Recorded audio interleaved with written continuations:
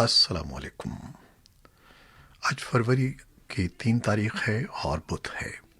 پاکستان میں اس وقت شام کے 7، بھارت میں 7:30 اور یہاں ہمارے اسٹوڈیوز کی گھڑیوں میں صبح کے 9 بج رہے ہیں۔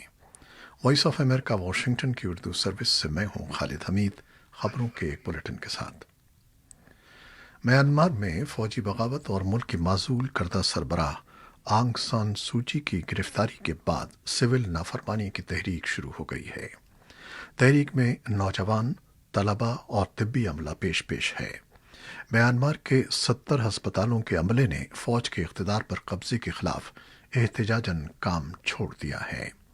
فوجی بغاوت کے خلاف حال ہی میں قائم ہونے والی سول نافرمانی کی تحریک نے ایک بیان میں کہا ہے کہ ملک کے 30 ٹاؤنز میں موجودہ ہسپتالوں کے عملے نے فوجی قیادت کے احکامات ماننے سے انکار کر دیا ہے۔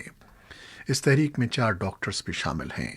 بیان میں مزید کہا گیا ہے کہ کورونا وائرس کے باعث عوام کو پہلے ہی شدید مشکلات کا سامنا ہے اور ان حالات میں فوج اپنے مفادات کے لیے کام کر رہی ہے۔ فوجی بغاوت کے خلاف میانمار کے مختلف شہروں میں احتجاج کیا گیا اور ملک کے کاروباری شہر یانگون میں ایک بڑی ریلی کے دوران مظاہرین نے فوج سے واپس جانے کا مطالبہ کیا۔ اقوام متحدہ میں میانمار کے لیے عالمی ادارے کی سفیر کرسٹین شرینر نے سلامتی کونسل پر زور دیا ہے کہ وہ میانمار میں جمہوریت کی حمایت میں اجتماعی طور پر واضح پیغام بھیجے۔ دوسری جانب سلامتی کونسل میں مذمتی بیان جاری کیے جانے پر مشاورتی عمل جاری ہے۔ اس طرح کے کسی بھی اعلان کے لیے کونسل کے 15 ارکان کے درمیان اتفاق ہونا ضروری ہے۔ امریکہ اور مغربی ملکوں نے میانمار میں فوجی بغاوت کی مذمت کی ہے، جبکہ عالمی رہنماؤں کے مطالبات کے باوجود 75 سالہ آنگ سان سوچی بدستور قید ہیں۔ امریکہ کے صدر جو بائیڈن نے میانمار میں فوجی بغاوت پر تحفظات کا اظہار کرتے ہوئے اقتدار پر قبضہ کرنے والے جرنیلوں پر پابندی لگانے کی دھمکی دی ہے۔ امریکی محکمہ خارجہ کے ایک اہلکار نے منگل کے روز نیوز رپورٹروں سے بات کرتے ہوئے کہا کہ میانمار میں اس ہفتے سرکاری طور پر فوج کی طرف سے اقتدار پر قبضے کا اعلان کیا گیا، جس کے باعث میانمار کی حکومت کے لیے غیر ملکی امداد پر کچھ پابندیاں عائد ہو گئی ہیں۔ اہلکار کا کہنا تھا کہ امریکہ ذمہ دار افراد کے خلاف کارروائی کرے گا، تاہم ملک کے شہریوں کے لیے امداد کے پروگرام جاری رکھے جائیں گے، جن میں انسانی بنیادوں پر فراہم کی جانے والی امداد اور جمہوریت کی حمایت شامل ہے۔ G7 ممالک کے وزرائے خارجہ نے میانمار میں فوج کی طرف سے حکومت کا تختہ الٹنے کی مذمت کرتے ہوئے آنگ سان سوچی سمیت سیاسی رہنماؤں کے زیر حراست رکھے جانے پر تشویش کا اظہار کیا ہے۔ ادھر اقوام متحدہ میں چین کے مشن کا کہنا ہے کہ میانمار کے معاملے پر ارکان کے درمیان کسی تحریری بیان پر اتفاق ہونا مشکل ہے۔ تنازع کو بڑھا دینے یا صورتحال کو مزید بگاڑنے کے ایسے کسی اقدام کی نفی کی ضرورت ہے۔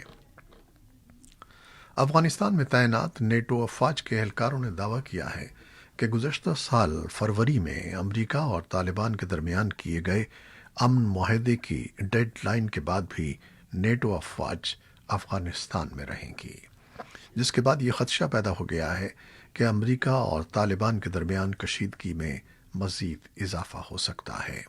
ماہرین کا کہنا ہے کہ ضمن میں رواں ماہ کے وسط میں برسلز میں ہونے والی ڈیفنس منسٹرز کی میٹنگ بہت اہمیت کی حامل ہوگی، جس میں افغانستان کے حوالے سے آئندہ لائحہ عمل پر بات چیت ہوگی۔ افغانستان کی تعمیر نو پر نظر رکھنے والی امریکی حکومتی تنظیم نے ملک میں قیام امن کے امکانات پر شکوک و شبہات کا اظہار کرتے ہوئے خبردار کیا ہے کہ امریکہ کی حمایت سے جاری کی جانے والی افغان حکومت اور طالبان کے درمیان مصالحت آگے بڑھتے دکھائی نہیں دے رہی۔ تنظیم U S inspector general for Afghan reconstruction نے، جسے سیگار کے نام سے جانا جاتا ہے، پیر کے روز اپنا ایک بے باک تجزیہ پیش کیا ہے۔ اس تجزیے میں سیگار نے متنبہ کیا ہے کہ گزشتہ سال امریکہ اور طالبان کے درمیان امریکی افواج کے انخلا سے متعلق معاہدے اور اس کے بعد طالبان اور افغان حکومت کے درمیان بات چیت کے کوئی خاطر خواہ نتائج برآمد نہیں ہوئے ہیں۔ اس سہ میں افغانستان میں باغیانہ سرگرمیاں اور شدت پسند تشدد جاری رہا۔ یہ 50ویں سہ ماہی رپورٹ امریکی قانون سازوں کے لیے تیار کی گئی ہے۔ تاہم طالبان نے پیر کے روز ان الزامات کی سختی سے تردید کرتے ہوئے کہا ہے کہ یہ بے بنیاد ہیں۔ طالبان کے ترجمان ذبیح اللہ مجاہد نے ایک بیان میں کہا ہے کہ افغانستان کے طالبان کا عام شہریوں کی ہلاکتوں میں کوئی ہاتھ نہیں ہے اور نہ ہی وہ بنیادی ڈھانچے کو تباہ کرنے میں ملوث ہیں۔ بیان میں ترجمان نے اس کا الزام غیر ممالک پر عائد کیا ہے۔ افغانستان کے لیے اقوام متحدہ کے امدادی مشن یونیما اور اقوام متحدہ کے انسانی حقوق کے ادارے نے افغان قید خانوں میں اذیت رسانی سے متعلق 6 ماہی رپورٹ جاری کر دی ہے، جس میں بتایا گیا ہے کہ افغانستان کی جیلوں میں قید افراد کو اذیت ناک سزائیں دینے کا سلسلہ جاری ہے اور اس سلسلے میں ضابطے کی کارروائیوں کو نظر انداز کیا جاتا ہے۔ اقوام متحدہ کے سیکرٹری جنرل کی افغانستان کے لیے نمائندہ خصوصی اور یونیما کی سربراہ ڈیبرا لیونس نے کہا ہے کہ اذیت رسانی کا کسی بھی حالت میں دفاع نہیں کیا جا سکتا۔ تاہم افغانستان کی بعض وزارتوں اور اداروں نے کچھ اقدامات کیے ہیں، لیکن ابھی اس عمل کو ختم کرنے کے لیے بہت کچھ کیا جانا باقی ہے۔ ڈیبرا لیونس کا کہنا تھا کہ ایسا سلوک روا رکھنے والوں کو ہر صورت کیفر کردار تک پہنچانا چاہیے۔ تہران نے پیر کے روز کہا ہے کہ ایران جوہری معاہدے کے مستقبل کے بارے میں تعطل کو توڑا جا سکتا ہے اور یورپ، ایران اور امریکہ کو اس معاہدے میں واپس آنے میں مدد کر سکتا ہے۔ ہینری ریجول سن 2015 کے معاہدے کے مستقبل کے امکانات کا جائزہ لیتے ہوئے کہتے ہیں کہ ایران کا اصرار رہا ہے کہ امریکہ کے سابق صدر ڈونلڈ ٹرمپ کی طرف سے عائد اقتصادی پابندیوں کو پہلے ختم کیا جائے تو ہی ایران سن 2015 کے ایران جوہری معاہدے کی پاسداری کے لیے یورینیم کی افزودگی روکنے پر غور کرے گا۔ لیکن تہران کے وزیر خارجہ محمد جواد ظریف نے پیر کو امریکہ کے کیبل نیوز نیٹ ورک CNN کو بتایا کہ ایران یورپ کی خارجہ پالیسی کے سربراہ جوزف بوریل کے ثالثی کے ساتھ دونوں فریقوں کے ہم آہنگ اور یکساں اقدامات پر راضی ہو سکتا ہے۔ واشنگٹن نے ابھی تک اس سلسلے میں کسی رد عمل کا اظہار نہیں کیا ہے۔ وزیر خارجہ اینٹنی بلنکن نے گزشتہ ہفتے کہا تھا کہ امریکہ ایک مشترکہ جامع عملی منصوبے میں شامل ہو سکتا ہے۔ انہوں نے کہا کہ اگر ایران JCPOA کے تحت اپنی ذمہ داریوں کو پورا کرتا ہے تو امریکہ بھی ایسا ہی کرے گا۔ ایران کے سرکاری ٹی وی نے منگل کے روز اعلان کیا کہ ایران نے جنوبی کوریا کے ایک ٹینکر کے عملے کو 19 افراد اور کپتان کو رہا کر دیا ہے جو گزشتہ ماہ خلیج فارس میں پکڑے گئے تھے۔ جنوبی کوریا کے جھنڈے والے MT ہینکاک 6 نامی جہاز کے عملے میں انڈونیشیا، میانمار، جنوبی کوریا اور ویتنام سے تعلق رکھنے والے ملاح شامل تھے۔ وزارت خارجہ کے ترجمان سعید خطیب زادے نے کہا ہے کہ ٹینکر سے متعلق قانونی تحقیقات جاری رہیں گی۔ پاکستان میں طبی عملے کو کورونا وائرس سے بچاؤ کی ویکسین لگانے کی مہم کا آغاز ہو گیا ہے۔ چین نے سائنوفارم ویکسین کی 5 لاکھ خوراکیں پاکستان کو تحفے میں دی ہیں جو 4 صوبوں میں تقسیم کی گئی ہیں۔ حکومت نے ابتدائی طور پر طبی عملے کو ویکسین لگانے کا فیصلہ کیا، جس کے تحت 4 لاکھ سے زائد ہیلتھ کیئر ورکرز کی رجسٹریشن مکمل ہو چکی ہے۔ معاون خصوصی صحت کہتے ہیں کہ طبی اعتبار سے 10 کروڑ پاکستانیوں کو کورونا سے بچاؤ کی ویکسین لگائی جائے گی۔ ان کا کہنا تھا کہ حکومت کی کوشش ہے کہ صوبے میں فروری کے دوران تمام ہیلتھ ورکرز کو ویکسین لگا دی جائے۔ امریکہ میں جنوری کورونا وائرس کے حوالے سے ہلاکت خیز ثابت ہوا ہے۔ امریکہ کے خبر رساں ادارے ایسوسی ایٹڈ پریس کے مطابق جنوری میں امریکہ میں ہلاک ہونے والوں کی تعداد 4,40,000 سے تجاوز کر گئی ہے، جبکہ جنوری میں وبا سے مزید 95,000 افراد ہلاک ہوئے ہیں۔ اعداد و شمار کے مطابق جنوری کا مہینہ امریکہ میں وبا کے حوالے سے ہلاکت خیز ثابت ہوا ہے اور یومیہ اوسطاً 3,000 سے زائد اموات ہوئی ہیں۔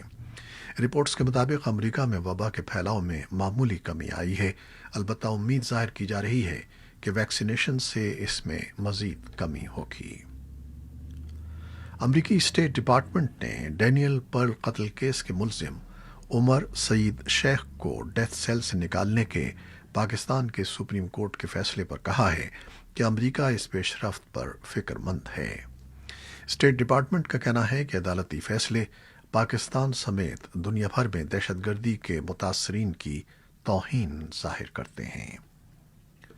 پاکستان کی وزارت تجارت کے پیش کردہ اعداد و شمار کے مطابق ملکی برآمدات میں مسلسل چوتھے ماہ میں بھی اضافہ دیکھا گیا ہے۔ ملکی برآمدات کا 60% سے زائد حصہ ٹیکسٹائل اور گارمنٹس کے شعبے سے ہے، لیکن اس شعبے سے وابستہ صنعت کار حکومت کی جانب سے کارخانوں کو گیس کے بجائے قومی گرڈ سے بجلی کے حصول پر مجبور کرنے کے فیصلے سے ناخوش دکھائی دیتے ہیں۔ ان کا کہنا ہے کہ اس سے بیرونی مارکیٹ میں پاکستانی مصنوعات کی مسابقت کم ہوگی اور نتیجتاً برآمدات میں اضافہ رک سکتا ہے۔ بھارت نے ہالی ووڈ گلوکارہ ریحانہ، ماحولیات کی کارکن گریٹا تھنبرگ اور امریکی نائب صدر کاملا ہیرس کی ایک رشتہ دار اور وکیل مینا ہیرس کی جانب سے بھارت میں چل رہی کسانوں کی تحریک کے سلسلے میں کی جانے والی ٹویٹس پر سخت رد عمل ظاہر کیا ہے اور کہا ہے کہ ان کے بیانات نہ تو مناسب ہیں اور نہ ہی ذمہ دارانہ۔ وزارت خارجہ کے ترجمان انوراگ سری واستو نے ایک تفصیلی بیان جاری کر کے کہا کہ کسی تنازع پر رد عمل ظاہر کرنے سے قبل حقائق معلوم کر لینے چاہیے۔ مذکورہ مشہور ہستیوں نے کسانوں کے احتجاج کی حمایت کی ہے۔ پاکستان کے معروف صحافی اور وائس آف امریکہ کے سابقہ براڈ کاسٹر سید اکمل علیمی دل کا دورہ پڑنے سے امریکی ریاست ورجینیا میں انتقال کر گئے ہیں۔ وہ کچھ عرصے سے علیل تھے۔ انہوں نے 3 دہائیوں سے زیادہ عرصے تک وائس آف امریکہ میں اپنی خدمات انجام دیں۔ اس کے بعد وہ اخباروں میں کالم نویس اور مدیر کے طور پر بھی کام کرتے رہے۔ ایک قابل احترام صحافی ہونے کے ساتھ ساتھ اکمل علیمی واشنگٹن کے ادبی حلقوں کی ایک نمایاں شخصیت تھے اور یہاں کی علمی اور ادبی سرگرمیوں میں بھرپور حصہ لیتے تھے۔ انہوں نے کئی کتابیں بھی تصنیف کی ہیں۔ وہ 1973 میں امریکہ آ گئے اور واشنگٹن ڈی سی میں voice of America Urdu service میں اپنے کیریئر کا آغاز کیا۔ وہ سن 2008 تک وائس آف امریکہ کی اردو سروس میں ایڈیٹر، پروڈیوسر اور بین الاقوامی براڈ کاسٹر کے طور پر خدمات سر انجام دیتے رہے۔ انہیں 1998 میں یونائیٹڈ اسٹیٹس انفارمیشن ایجنسی اور وائس آف امریکہ کی طرف سے ان کی اعلیٰ کارکردگی کے اعتراف میں ایوارڈ دیا گیا۔ انہیں ادارے میں 30 سال خدمات انجام دینے پر سن 2003 میں وائس آف امریکہ کا ایک خصوصی سرٹیفکیٹ بھی دیا گیا۔ یہ تھیں وہ خبریں جو فیس بک لائیو پر ہم نے آپ کے لیے پیش کی۔ ہماری ویب سائٹ اور یوٹیوب پر یہ بلیٹن پوسٹ کر دیا جاتا ہے، جسے آپ بعد میں بھی دیکھ سکتے ہیں۔ خالد حمید کو اجازت دیجیے گا۔ اللہ حافظ۔